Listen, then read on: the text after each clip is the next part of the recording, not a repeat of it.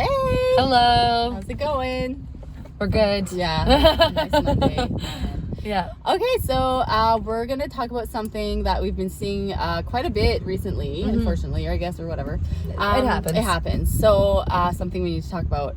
So when someone inherits a house, what happens? What's the process? Like, I didn't know before it happened, and someone called me about it, and I was like, oh, let me check, actually, like years ago. But so basically, if someone has a mortgage on a house and you inherit that house, and they don't have like a mortgage life insurance to automatically pay off the mortgage for you, you need to pay off the mortgage or get a brand new mortgage under your name to replace that one. to pay it off, to replace it. So what happens is that you need to qualify for a mortgage. You can't just assume the one that they had. You gotta, it's all brand new. You need to qualify on your own. You might be able to do something like through the bank, and like there are with the ways same lender to not have pay a huge penalty or something like that.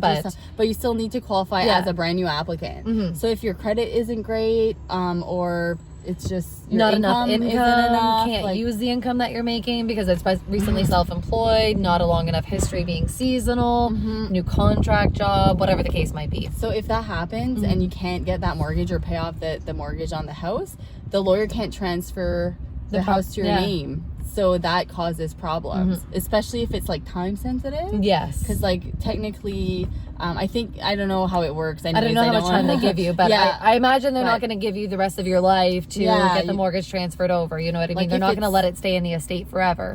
Especially if they're taking payments from like someone who's deceased. Like that bank account is eventually gonna get closed down, and So it's like that's one of the big reasons why keeping your credit great, like regardless if you need like credit or not. And also just building your credit regardless if you think you ever are gonna need credit. Because some people say like, oh, I live within my means. I don't need a credit card. I don't need to build credit.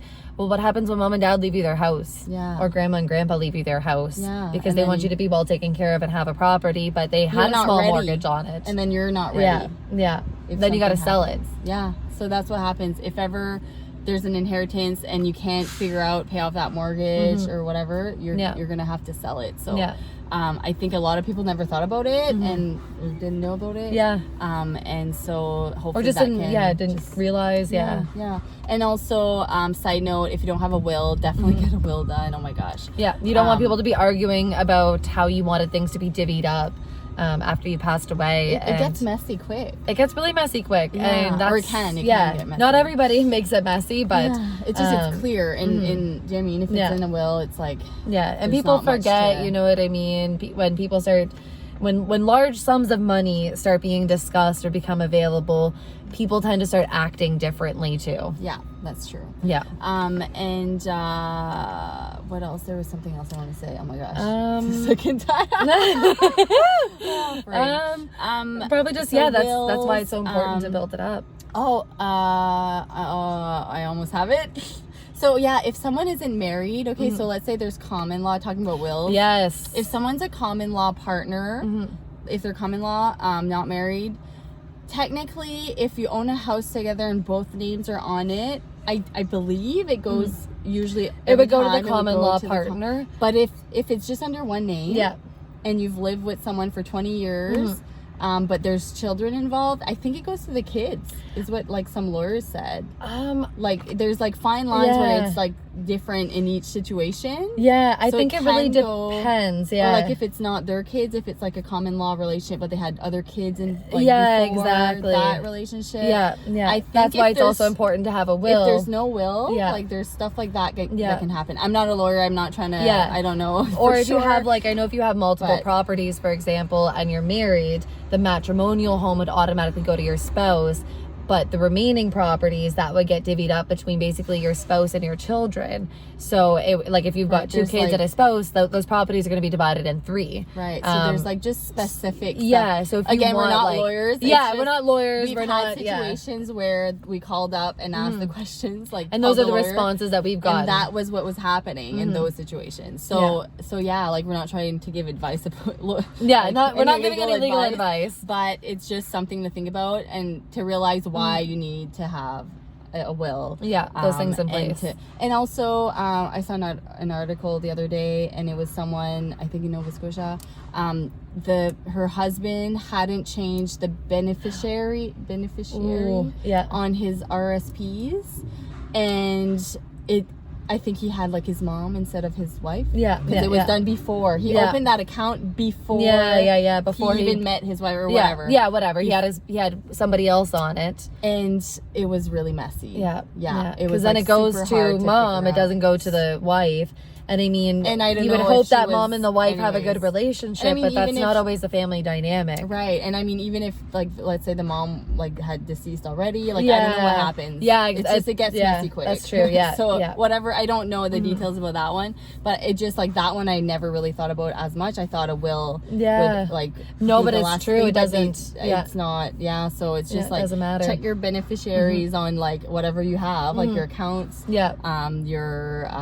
RSPs, whatever, like all that stuff. Exactly. And also just have a will in place as well. And also have the will. Because I mean, if there is no will and the beneficiaries are incorrect, then like you're gonna even have a messier time trying to get it sorted out. Because at least if there's a will that's like a recent copy stating that, hey, I want this asset to go to this person, but then, you know, for example, if mom's still a beneficiary on it, well, then your wife can probably more easily get that resolved because it's a more recent dated copy of the will.